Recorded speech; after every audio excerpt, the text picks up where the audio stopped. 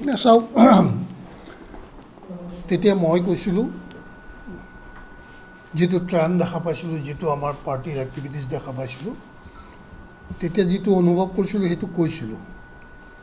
আৰু আজি পৰিণাম অহাৰ পাছত দুই এজন আমাৰ পুৰণা কাৰ্যকৰ্তাই দুই এটা বক্তব্য তেওঁলোকৰ মনৰ কথা কৈছে, কিন্তু তাত মই যিখিনি ক্ৰিয়া প্ৰতিক্ৰিয়া দেখা পাইছোঁ সেইখিনিয়ে আৰু অলপ চিন্তিত কৰি তুলিছে। এইকাৰণে যে মৃণাল শইকীয়াই যিখিনি কথা কৈছিলে তেওঁ দলৰ শত্ৰু হিচাপে কোৱা নাই। তেওঁ দলৰ যিটো অৱক্ষয় হৈছে, যিটো ডাউনফল হৈছে, সেইটোত চিন্তিত হৈহে তেওঁ কথাখিনি কৈছিলে। বা কাৰোবাক শুভেচ্ছা দিয়াটো এইটো এটা শিষ্টাচাৰ, আমাৰ সৌজন্যমূলকভাৱে কাৰোবাক সম্ভাষণ জনোৱাটো এটা আমাৰ সংস্কাৰ। সেই হিচাপে দিছিল। তেওঁ কোনো বেয়া কাম কৰা নাছিলে বা কৰা নাই। গতিকে সেই ক্ষেত্ৰত যি ধৰণৰ প্ৰতিক্ৰিয়া আহিছে বা যি ধৰণে আমাৰ মাননীয় মুখ্যমন্ত্ৰী ডাঙৰীয়াই কথাষাৰ কৈছে, মই অত্যন্ত আঘাত পাইছোঁ যে তেওঁ যাব। তেওঁ তুলুঙা মন্তব্য আমাৰ নিচিনা আমাৰ যিসকল পুৰণা জ্যেষ্ঠ কাৰ্যকৰ্তাৰ ক্ষেত্ৰত তেনেকুৱা মন্তব্য কৰাটো একেবাৰে শোভা নাপায়। তেওঁ ঠিকেই কৈছে মৃণাল শইকীয়াই। মৃণাল শইকীয়া মই বা সিদ্ধাৰ্থ মাইগ্ৰেটেড বাৰ্ড নহয়। তেওঁ এটা একদম সৰু সামান্য গাঁত খান্দি পেলাই তাত জন্ম হৈ লাহে লাহে জন্ম হৈ গছজোপা ডাঙৰ হোৱা এটা গছপুলি হয়। গতিকে তেওঁ চুলি শিপা নহয়, তেওঁ ঘাই শিপা এই দলটোৰ। সিদ্ধাৰ্থ ভট্টাচাৰ্যও ঘাই শিপা। গতিকে তেওঁলোকে চিন্তা কৰিছে যে এই দলটো বহুত কষ্টৰে গঠন কৰা এটা দল। তাৰ মাজত দলৰ যেতিয়া সুদিন আহিছে, ভাল দিন আহিছে, অসমৰ যেতিয়া মেইন ষ্ট্ৰীমৰ মানুহে এই দলটোৰ আদৰ্শ বা দৰ্শনক গ্ৰহণ কৰিব লৈছে, তাৰ পাছত এই দলটোৰ উত্থানৰ প্ৰতি আকৰ্ষিত হৈ সৰ্বানন্দ সোণোৱালো আহিছে ইয়ালৈ।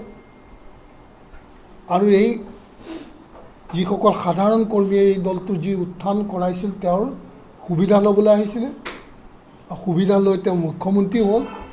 আৰু এখেতো সেই সময়তে অত্যন্ত ভাল অৱস্থা দেখি অসমৰ ৰাইজৰ বিজেপিৰ প্ৰতি থকা আস্থা আৰু বিশ্বাসৰ সুযোগ লৈ আহিলে।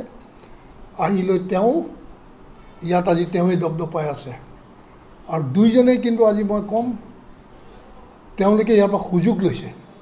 ইয়াত তেওঁলোকৰ কাৰো কোনো ছেক্ৰিফাইচ নাই, ত্যাগ নাই। এই দলটোত ত্যাগ যদি আছে আমাৰ মৃণাল শইকীয়াৰ নিচিনা মানুহৰ, সিদ্ধাৰ্থ ভট্টাচাৰ্য মানুহ, ৰঞ্জিত দত্ত, ৰঞ্জিত দাসেই কওক, যিমান চব পুৰণা কাৰ্যকৰ্তা আছে, তেওঁলোকৰ ত্যাগ আছে। আৰু তেওঁলোকৰ ত্যাগৰ বিনিময়ত জন্ম হোৱা এই পাৰ্টিটোত আজি কোনোবাই আহি টিকিল ঘিলাই যি ধৰণৰ বাক্যবান সকলোৰে প্ৰতি মাৰিছে, বা মৃণাল শইকীয়াক ক'লে তেওঁ কংগ্ৰেছলৈ যাব। মৃণাল শইকীয়া ইমান দুৰ্বল মনৰ মানুহ নহয়। এটা কথা তেখেতে বুজি পোৱাটো ভাল, মই ভাবোঁ। গুণীয়ে গুণীক চিনি পায় আৰু বীৰে বীৰক চিনি পায়। তেওঁ একচুৱেলি মই ভাবোঁ তেওঁ যদি এজন প্ৰকৃত বীৰ হয়, আনজন বীৰক গৌৰৱ গগৈ তেওঁ সম্ভাষণ জনাব লাগিছিল। সেইটো তেওঁৰ শিষ্টাচাৰ হ'ব লাগিছিল। কিয়নো তেওঁৰ ইমান বিৰোধ সৰ্বশক্তি প্ৰয়োগ কৰাৰ পাছতো তেওঁ যেতিয়া গোটেই অসমৰ ৰাজনীতিৰ এইবাৰ ইলেকশ্যনৰ কেন্দ্ৰবিন্দু তেওঁ হৈ পৰিছে। কিন্তু এই কেন্দ্ৰবিন্দু তেওঁ হোৱাৰ পাছত তেওঁ যি ধৰণে উজলি উঠিলে, তেওঁকতো সকলোৱে প্ৰশংসা কৰিছে ন। তুমি মই নকৰিব পাৰোঁ শত্ৰু হিচাপে, কিন্তু সমগ্ৰ অসমবাসীয়েতো তেওঁক প্ৰশংসা কৰিছে। সেইখিনি তুমি নুই কেনেকৈ কৰিবা? সেইখিনি অস্বীকাৰ কেনেকৈ কৰিবা? নহয় জানো? কিন্তু অস্বীকাৰ কৰিব নোৱাৰে, যাৰ কাৰণে তুমি সৰ্বশক্তি প্ৰয়োগ কৰিছিলা। কিন্তু মইতো ভাবোঁ তাততো হেৰি কি বুলি কয়, তপন গগৈটো কেণ্ডিডেট নহয়, কেণ্ডিডেট স্বয়ং চিফ মিনিষ্টাৰ হয়। আৰু তোমাৰ ইমান আত্মসংকাৰ, ইমান আত্মবিশ্বাসে কিয় আজি ধূলিসাৎ হৈ গ'ল? তুমি 11টা চিট জিকিছোঁ বুলি কৈছা, সেইটো কথা ডাঙৰ কথা নহয়।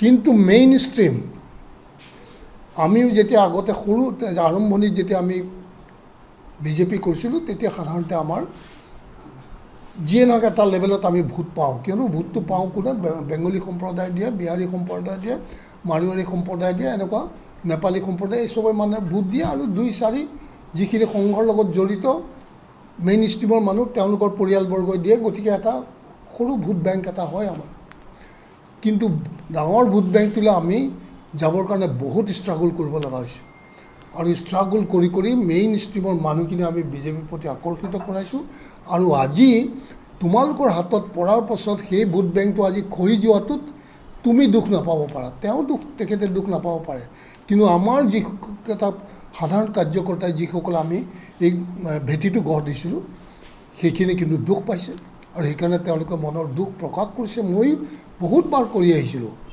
যেহেতু ভুল কৰিছা বেয়া কৰিছা এটি দলৰ ডাঙৰ ক্ষতি হ'ব কিন্তু মোক তেতিয়া বহুত তুচ্ছ তাচ্ছিল্য কৰিছে তেওঁলোকে কিন্তু মই নীৰৱ আছোঁ একো নাই কিয়নো পৰিণামটো সকলো আমিতো ট্ৰেণ্ডটো গম পাওঁ না গতিকে অহংকাৰ তেওঁ কৰিছে নাই কৰা আজিতো সকলোৰে মুখতো সেইটোৱে ওলায় এটা কথা সেইটো ক'বলৈ ভাল সেইটো কিন্তু আজি গৌৰৱ গগৈৰ হাতত কিমানটা আছিলে 10টা চিট আছিলে কথা এটা কৈছোঁ লুৰিণজ্যোতি গগৈ 2 বছৰৰ আগতে জন্ম হোৱা এটা ৰাজনৈতিক দলে আজি Sarbananda Sonowal x chief minister কেন্দ্ৰীয় মন্ত্ৰী আছিলে তেওঁক আজি কেনেকুৱা ধৰণে প্ৰত্যাহ্বান জনাইছে আৰু কিমান ভোটৰ ব্যৱধানত তেওঁ জিকিছে আৰু এটা ট্ৰেণ্ড আছে কাৰণে এতিয়াও ভাবিছে 400 পাৰ বা যিয়ে নহওক আৰু ইমান চব বেনিফিচিয়াৰী কিমান কি কৰা নাই তাৰ পাছতো তুমি সৰ্বানন্দ সোণোৱাল কিমান ভোটৰ মাৰ্জিনত জিকিছে ডেট ইজ মোৰ ইম্পৰ্টেণ্ট জিকাতকৈ সেইখিনি খহি যাবলৈ সময় নালাগে এইটো ট্ৰেণ্ডটো চাব জানিব লাগিব আপুনি ট্ৰেণ্ডটো কিয় এইটো ট্ৰেণ্ড সৃষ্টি হৈছে বিজেপিত এড হ'ব লাগিছিলে ইমান চব হেৰি দিছে ইমান চব বেনিফিচিয়াৰী দিছে ইমান চব স্কিম ডিক্লেয়াৰ কৰিছে তাৰ পাছতো আমাৰ ভোট বেংক বাঢ়িব লাগিছিল কিয় কমিছে সেইটো চাব জানিলেহে তুমি প্ৰকৃত এজন বিচক্ষণ ৰাজনীতিবিদ হ'ব পাৰিবা মই এটা কথা কওঁ আপোনাক কিয়নো মই নিজৰ গুণ গোৱা নাই কিন্তু মই মানুহটো খুব চেঞ্চিটিভ কিন্তু মই যেতিয়া ছেকেণ্ড টাইম জিকিছিলোঁ মই তেতিয়া ছেকেণ্ড টাইম জিকাৰ সময়ত মই মৰিগাঁৱত আছিলোঁ মৰিগাঁও সমষ্টিটোত মই জিকিলোঁ তাত ডিক্লেয়াৰ হৈ গ'ল যে ৰাজেন গোহাঁই জিকিলে কিন্তু মোৰ আশে পাশে যিখিনি কৰ্মী আছিল মৰিগাঁও সমষ্টিত আগৰ বাৰতকৈ মই 3000 ভোট কম পাইছিলোঁ মই কিন্তু নাচা নাছিলোঁ তেতিয়া মই তেহেঁতক লৈ পেলাই গোটেইকেইটাক লৈ পেলাই মই গছৰ তলত বহি মই সুধিছিলোঁ যে 3000 ভোট আগতকৈ কিয় কমিলে আমাৰ তহঁতে ক'ৰবাত ভুল কাম কৰিছ বা কৰা নাই যাৰ কাৰণে 3000 ভোট কমিলে তো সেইটো কথা মই তেতিয়া যি সময়ত কৰ্মীয়ে আনন্দ ফূৰ্তি কৰিবলৈ কিন্তু মই আনন্দ ফূৰ্তি কৰা নাছিলোঁ কিন্তু মই তেওঁলোকৰ লগত ইণ্টাৰেকশ্যন কৰিছিলোঁ গতিকে এই কথা চব তেনেকুৱা কোনে কেনেকৈ কি ধৰণে ভাবে বা বিচাৰে আৰু এটা কথা তুচ্ছ তাচ্ছিল্যটো বেয়া কথা হৈছে আমি এইটো আৰু আজি মই ভ্ৰমণ কৰা নাই কিন্তু সমগ্ৰ অসমৰ পৰা মোক বহু কাৰ্যকৰ্তাই মাতি থাকে এতিয়া গৈছিলোঁ ডিব্ৰুগড়ত বহুত মাতি থকাৰ পাছত গৈছিলোঁ কিন্তু তেওঁলোকে কি মিটিং কৰিলে কি কথা মই নাজানো কিন্তু মোক তাৰপিছত চবেই মাত দি পেলাই গুচি গ'ল আৰু তাৰপিছত সেই পঢ়িলোঁ গুচি আহিলোঁ এতিয়া কথাটো হৈছে কি আৰু যেনেকৈ কৈ আছে কথাবিলাক আৰু তেওঁ এটা কথা বুজি পোৱাটো উচিত গছ এজোপা খাৰা হৈ থাকে ঘাই শিপাৰ ওপৰত ভিত্তি কৰি নহয় জানো ঘাই শিপা যেতিয়ালৈকে থাকিব তেতিয়ালৈকে গছজোপা ষ্ট্ৰং ঘাই শিপা হ'লে গছজোপা থাকিব চুলি শিপাই কিন্তু গছডাল ধৰি ৰাখিব নোৱাৰে হয় নহয় বৰ্তমান কিন্তু তেওঁলোক ঘাই শিপা নহয় কিন্তু বৰ্তমান যোনে আজি নেতৃত্ব দিছে তেওঁলোক এই বৰগছজোপাৰ ঘাই শিপা নহয় কিন্তু ঘাই শিপা কোন মৃণাল শইকীয়া ৰঞ্জিত দত্ত ৰঞ্জিত দাস পৰিমল শুক্লবৈদ্য বিজুলী কলিতা সিদ্ধাৰ্থ ভট্টাচাৰ্যী এইসকলে কিন্তু তেওঁক এতিয়াও ঘেৰাও কৰি আছে ঘাই শিপা তেওঁৰ চাৰিকাষে কিন্তু ঘাই শিপা তেওঁৰ নিজৰ ব্যক্তিগত ব্ৰিগেড যি লৈ আনিছে 5 মেন ব্ৰিগেড নে 6 মেন ব্ৰিগেড সেইসকল তেওঁৰ তুষামোদকাৰী তেওঁ এই মৃণাল শইকীয়াই কৈছে তেওঁ তুষামোদকাৰীক ভাল পায় আৰু তেওঁৰ চাৰিকাষে থকা তুষামোদকাৰীয়ে তুষামোদ কৰি কৰি তেওঁলোকৰ ব্যক্তিগত স্বাৰ্থ পূৰণ কৰি আছে যোনদিনা তেওঁ গিৰি যাব এই তুষামোদকাৰীয়ে হয়তো তেওঁৰ পৰা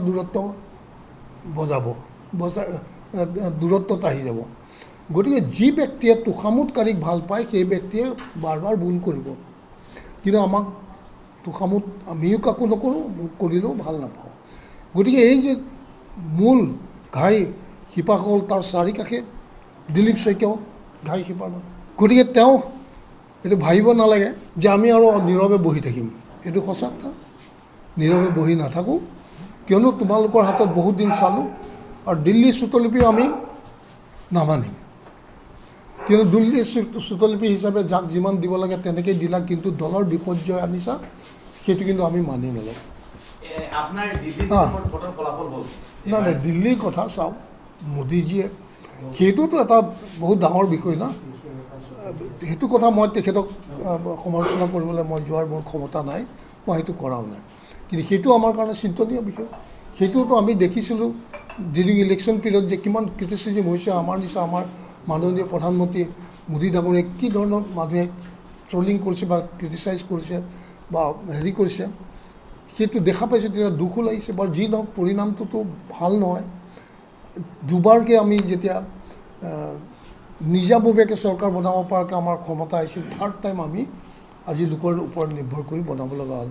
তাৰোতো কিবা এটা কাৰণ আছে নিশ্চয়। এই কাৰণ চবটো বিচাৰি উলিয়াব লাগিব ন। কাৰণ নিবিচাৰোঁ ময়ো শুদ্ধ। আত্মসমালোচনা আত্মমন্থনটো কৰিবই লাগিব। যদি এইটো যোনে নকৰে, তেওঁৱে বৰ বুলি ভাবিলে তেওঁতো ধ্বংস কৰি যাব নহয় এফালৰ পৰা। তেওঁ মই মতালিত আমি দলটোকতো ধ্বংস হ'ব দিব নোৱাৰোঁ, নহয় জানো? দলটো তেওঁলোকে গঠন কৰা নহয়, দলটো আমাৰ দ্বাৰা বা আমাৰ দ্বাৰা মই বুলি নকওঁ, মইতো বৰ এলাগী অস্পৃশ্য দলত, কিন্তু এই যিসকল ব্যক্তি আছে তেওঁলোকৰ দ্বাৰা সৃষ্টি কৰা এইটো দল, তেওঁলোকেতো কেতিয়াও দলটোক ধ্বংস হৈ যাব দিব নোৱাৰে। ৰঞ্জিত দত্তও ঘাইশিপাৰ মানুহ, তেওঁ এইটো কথা পাহৰি যাব নালাগে। কামাখ্যাও ঘাইশিপাৰ মানুহ। তেওঁ যদি ঘূৰি পেলাই চাই তাৰ আশে পাশে থকা তেওঁ এজন অত্যন্ত এই দলত দুৰ্বল মানুহ আজিৰ দিনত। আমি মনে মনে আছোঁ কাৰণে আমি যদি ওলাই যাওঁ, মুকলিভাৱে যদি তেওঁৰ বিৰুদ্ধে ক'বলৈ যাওঁ, যদি আমাৰখিনিক যদি পুনৰ আমাৰ অধিকাৰ ঘূৰাই অনাৰ কাৰণে আমি আগবাঢ়ি যাওঁ, তেওঁ ৰখাব পাৰিব? নোৱাৰে। তেওঁ ৰখাবও নোৱাৰে। আৰু আমি বহুত কিবা কিবি ব্যৱস্থা, আৰু দৰকাৰ হ'লে জনগণ আমাৰ লগত ওলাই আহিব, সেইখিনি বিশ্বাস আছে। গতিকে মানুহে ৰাজনীতি কৰোঁতে অলপ ভাবি চিন্তি কৰিব লাগে। তেওঁ এজন বিচক্ষণ, তেওঁ নিজকো ভাবে, আমাৰ ৰাইজেও কয়, কিন্তু বিচক্ষণ মানুহে লোকে দেখুৱাই দিয়া ভুলটো শুনি পেলাই ভুল শুদ্ধ বিচাৰ কৰি শুধৰাব জানিব লাগিব। তেতিয়া কিন্তু তেওঁৰ পাৰফেকশ্যনটো আহি গৈ থাকিব। গতিকে হয়তো বহুতে নাজানে, বিজুলী কলিতা এতিয়া কৈছে যে তেওঁলোকে মানে কংগ্ৰেচুলেশ্যন দিয়াটোৱে তেওঁলোকৰ মানে দুখ হৈ গ'ল। কিয়? মইতো দিছোঁ।